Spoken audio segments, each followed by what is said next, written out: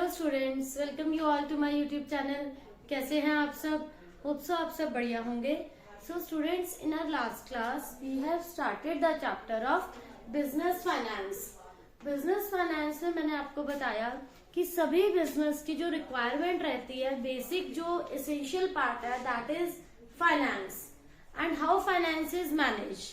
ठीक है, तो जो बिजनेस फाइनेंस के सोर्सेस थे, मैंने आपको उसमें owners fund and borrows fund कराए एंड उनका डिफरेंस बताया। Today we will do the different categories of owners fund. Owners fund में जो बेसिक आता है आपका 11th स्टैंडर्ड के अकॉर्डिंग, वो है आपका बच्चों preference shares and equity shares. Owners fund में जो आप फर्स्ट करेंगे, there are two categories, preference and equity shares. One by one I will explain both of these shares. इनके फीचर्स क्या है, मेरिट्स डीमेरिट्स क्या है। First is equity, another is preference. तो स्टूडेंट, होप सो आपने ये word पहले कभी सुना होगा। आजकल सभी बच्चों को ऑलमोस्ट ये नॉलेज है रिगार्डिंग शेयर्स कि किस टाइप से आपके जो शेयर मार्केट में डील करते हैं, कि मार्केट में ट्रेड कैसे होता है। डिफरेंट शेयर्स लोग खरीदते हैं, उसमें इन्वेस्टमेंट करते हैं। आजकल बहुत इन है, ये ट्रेंड में है कि सभी स्टूडेंट्स को इसकी थोड़ी बहुत नॉलेज होगी कि शेयर मार्केट में शेयर्स में इन्वेस्टमेंट कैसे होती है, किसमें रिटर्न अच्छा आ रहा है, कौन से शेयर्स में हमें इन्वेस्ट करना चाहिए। तो इक्विटी शेयर्स कौन से शेयर्स हैं? Who are the owner of company, who are the owners of the company. ठीक है, and preference share holder are outsiders. Equity share holders are the person जिनके पास क्या होता है बच्चों, वोटिंग राइट होता है, जिन्हें सभी मीटिंग्स में, सभी डिसीजन में पार्टिसिपेट करना है, वो है आपके equity shares. And preference shares को प्रॉफिट्स में प्रेफरेंस मिलती है, that's why they are known as preference share holders. Fine, equity share holders are the owner of the company and these are, ये जो है प्रेफरेंस वाले, इनको हम प्रॉफिट्स में जो है प्रेफरेंस देते हैं। तो first of all equity share holders की जितनी भी इन्वेस्टमेंट है, टोटल कैपिटल को उन्होंने जो शेयर्स में कन्वर्ट करा है, वो बन जाती है आपकी इक्विटी शेयर कैपिटल। तो इसका अगर हम फीचर स्टडी करते हैं, तो इसके फीचर्स में क्या आता है इक्विटी शेयर्स के? फर्स्ट आएगा आपका, they are the primary risk bearer. First feature जो आएगा इसका, they are the primary risk bearer. ऐसा क्यों कहा गया है इक्विटी शेयर होल्डर्स को कि ये प्राइमरी रिस्क बियरर है? बिकॉज कंपनी को अगर लॉस होता है तो वो सारा लॉस कौन बियर करता है? Equity share holders. Equity share holders bear करते हैं बच्चों सारा लॉस, जितना भी कंपनी को लॉस होता है, that is borne by equity share holder because they are the owners of the company. The due payment is given to creditors before paying the equity share holder. आपको outsiders को जो भी payment करनी है वो आप प्रॉपर करते हैं बच्चों, उसमें कोई डिले नहीं होता। प्रायोरिटी जो है वो क्रेडिटर्स की होती है या प्रेफरेंस शेयर होल्डर्स की होती है।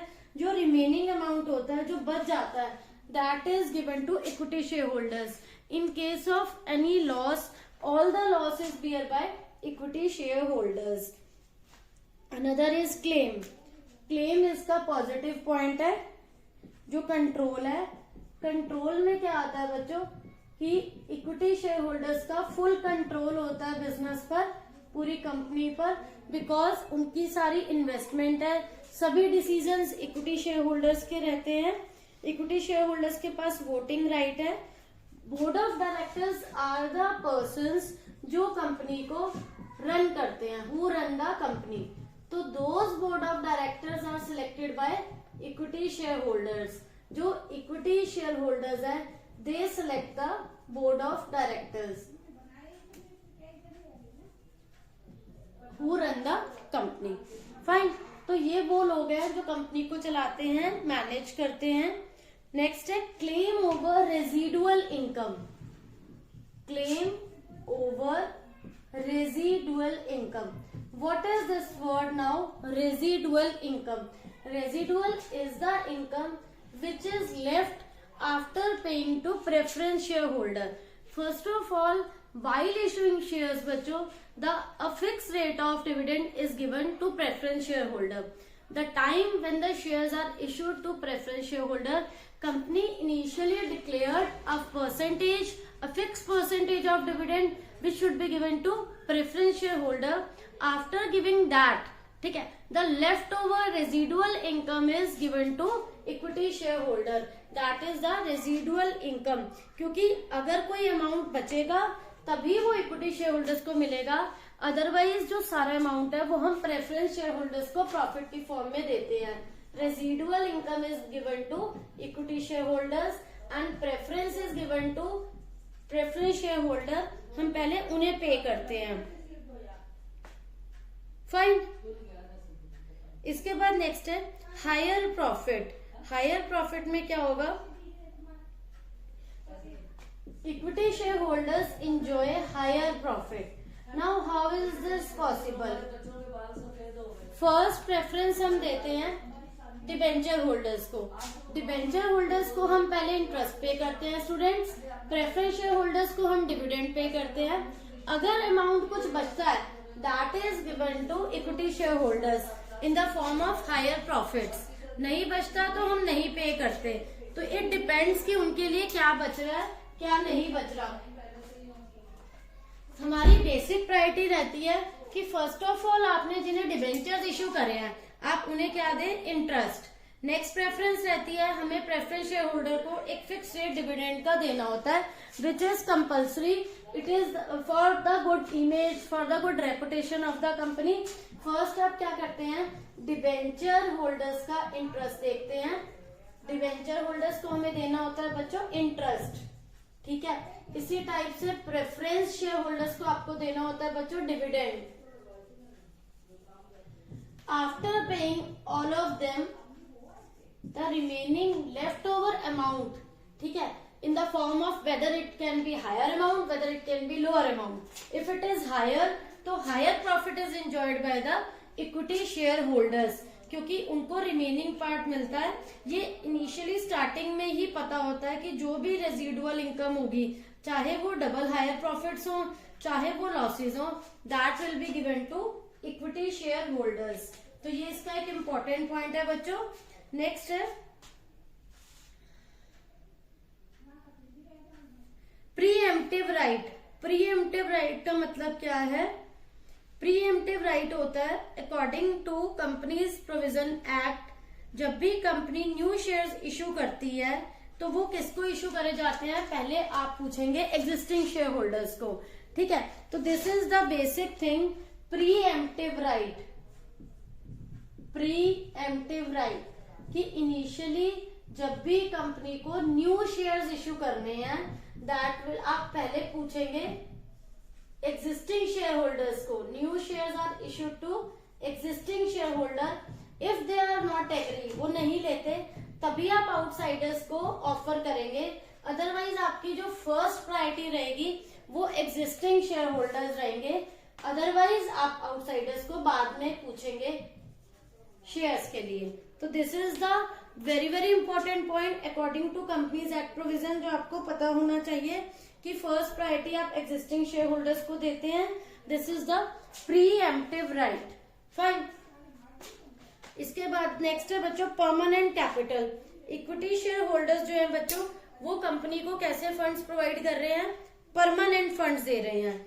Equity share holders provide permanent funds to company. मतलब ऐसा नहीं है उन्होंने आज इन्वेस्ट करा और कल वो विड्रॉ करेंगे या आफ्टर 10 days. जब आप इक्विटी शेयर्स को कैपिटल में कन्वर्ट करते हैं that is the permanent source of capital. ये आपकी परमानेंट कैपिटल है जिसे आप आफ्टर 2 days, 5 days या आफ्टर अ मंथ इस टाइप से विड्रॉ नहीं करेंगे. This is permanent capital. तो बच्चों these are some features of equity shares which you should know. आपको लर्न करने हैं. These are very very important part.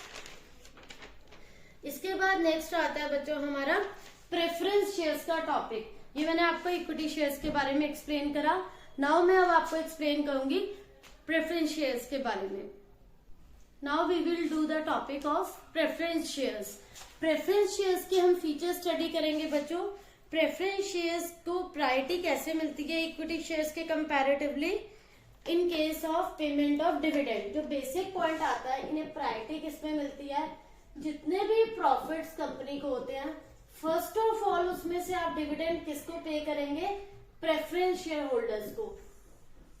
इनका नेम प्रेफरेंस क्यों है, because always they get preference over equity shares. First of all अगर किसी को dividend की पेमेंट करनी है तो वो आप देंगे प्रेफरेंस शेयर होल्डर्स को। And at the time of winding up, at time of winding up आप पहले अमाउंट जो पे करोगे, payment of repayment of investment, जितना भी उन लोगों ने इन्वेस्ट करा है आप उसे रीपे करोगे। डिविडेंड की प्रायोरिटी होती है और अमाउंट को आपको रीपे करना होता है। ये इसके बेसिक फीचर्स हैं बच्चों जो आपको पता होने चाहिए। नाउ हम वन बाय वन इसके जो फीचर्स को डिस्कस करेंगे, जिसमें फर्स्ट आता है fix rate of dividend.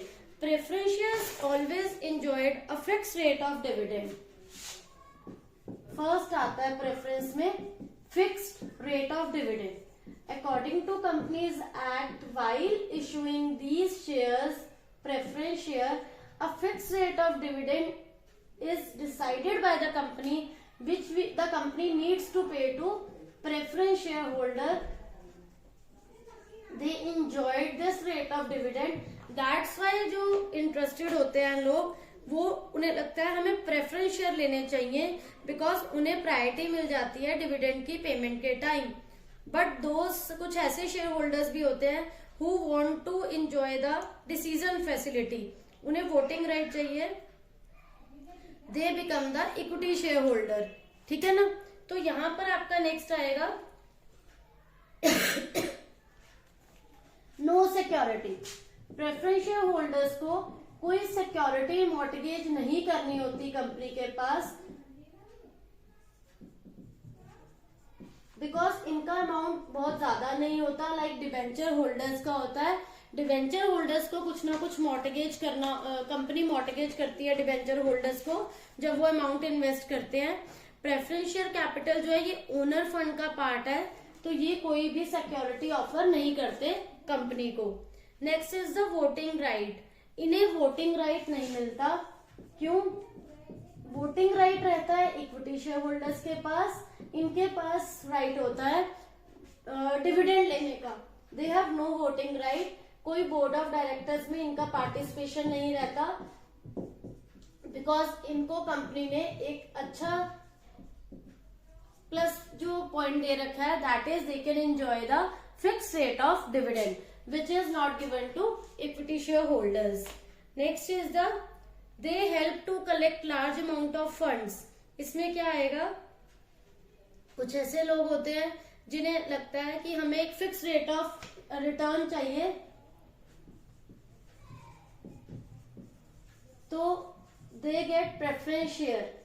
Company के पास लार्ज अमाउंट आ जाता है फंड्स का, through these preference share holder company enjoy करती है प्रेफरेंस शेयर होल्डर के through large amount of fund.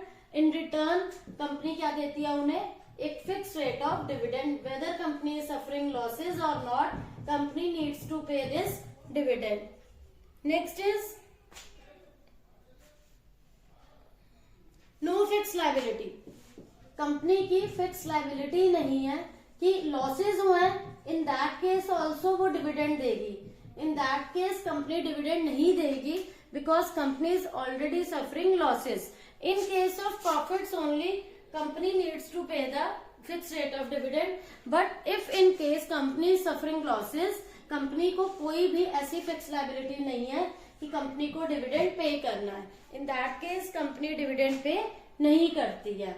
तो बच्चों these are some points of preference shareholder. These are some features. Now we will discuss difference between preference and equity shareholders. Fine, तो one by one मैं आपको वो difference करवाऊंगी। Let's see इसमें क्या क्या आता रहेगा आपका। फर्स्ट ऑफ ऑल उसमें फिक्स रेट ऑफ डिविडेंड वो एंजॉय करते हैं, इसमें नहीं करते। कौन एंजॉय करता है fix rate of dividend? Preference share, but it is not enjoyed bye equity share holders. ऐसी हम वोटिंग राइट्स की अगर बात करें, वोटिंग राइट्स कौन एंजॉय करता है? इक्विटी शेयर होल्डर प्रेफरेंस वाले नहीं करते हैं। रिफंड ऑफ कैपिटल की अगर बात करें, प्रेफरेंस शेयर होल्डर्स को प्रायोरिटी होती है रिफंड में अमाउंट लेने की। इक्विटी शेयर होल्डर्स को प्रेफरेंस नहीं होती कि उनका अमाउंट रिफंड हो रहा है वाइंडिंग अप के टाइम। इसी टाइप से इक्विटी शेयर जो है वो अट्रैक्ट नहीं कर पाते इन्वेस्टर्स को। तो मैं आपको वन बाय वन इनका डिफरेंस एक्सप्लेन करती हूँ। Difference between equity and preference shares, ठीक है। तो वन बाय वन इसका डिफरेंस देखते हैं। फर्स्ट आएगा इसमें face value of equity shares की जो क्या रहती है बच्चों, जनरली लो रहती है। Face value of share is low, ये इक्विटी में होता है, ठीक है बच्चों। प्रेफरेंस में ये जो वैल्यू है वो कंपैरेटिवली क्या होती है, हाई, क्योंकि यहाँ पर आपका डिविडेंड का जो रेट है वो भी क्या होता है, फिक्स होता है। Face value of preference share is high. Equity shares को जो डिविडेंड मिलता है वो जो रेजिडुअल इनकम होती है उसमें से मिलता है, फ्रॉम रेजिडुअल इनकम अगर बचता है तो। लेकिन ये प्लस पॉइंट है प्रेफरेंस का कि they have priority in case of dividend. Fine. Equity share holder they enjoyed voting rights. Equity share holders क्या एंजॉय करते हैं बच्चों, voting rights. Preference share holders के पास कोई भी वोटिंग राइट नहीं होता। Equity share holders are the primary risk bearers, ठीक। अगर कंपनी में लॉसेस होते हैं तो that is also borne by equity shares. And इन्हें आप कहते हैं प्राइमरी रिस्क बियरर्स। इनका कंपैरेटिवली रिस्क जो रहता है वो कम रहता है, क्योंकि रिस्क कम कैसे है कि अगर लॉसेस हुए तो इन्हें डिविडेंड नहीं मिलेगा, अदरवाइज इन्हें डिविडेंड हमेशा पहले मिलता है, तो इनका रिस्क कम है। वाइंडिंग अप के टाइम क्या होता है, इक्विटी शेयर होल्डर्स का जो अमाउंट है रिफंड है वो कब होगा, only after the refunding of preference share. इनका रिफंड कंपनी कब करती है, जब प्रेफरेंस शेयर की रिफंडिंग हो जाती है तब। तो वाइंडिंग अप के time, eight the time of winding up, जब कंपनी वाइंड अप हो रही है, सब खत्म हो रहा है, तो प्रायोरिटी किसको मिलती है वाइंडिंग अप के टाइम, प्रेफरेंस शेयर होल्डर्स को। फाइन। तो आप अगर कंपैरेटिवली देखें तो ज्यादा प्रायोरिटी जो है प्रेफरेंस शेयर होल्डर्स का नेम प्रेफरेंस शेयर्स होता ही बच्चों इसलिए है क्योंकि उनको प्रायोरिटी है, डिविडेंड में भी प्रायोरिटी है, अमाउंट रिफंड में भी प्रायोरिटी है, रिस्क भी इनका कम है, ठीक है। इक्विटी शेयर होल्डर्स को रेजिडुअल इनकम का पार्ट मिलता है, वेदर वो लो हो या वो ज्यादा हो, ठीक है। वोटिंग राइट की फैसिलिटीज इक्विटी शेयर होल्डर्स के पास है। सो बच्चों this is all about of equity shares and preference shares. आज हमने दोनों टॉपिक स्टडी करे हैं, दोनों का डिफरेंस किया है। तो होप सो बच्चों आप सबको ये टॉपिक क्लियर हो गया होगा, कोई डाउट नहीं होगा। Still you are having any doubt, please ask in comment section. Thank you.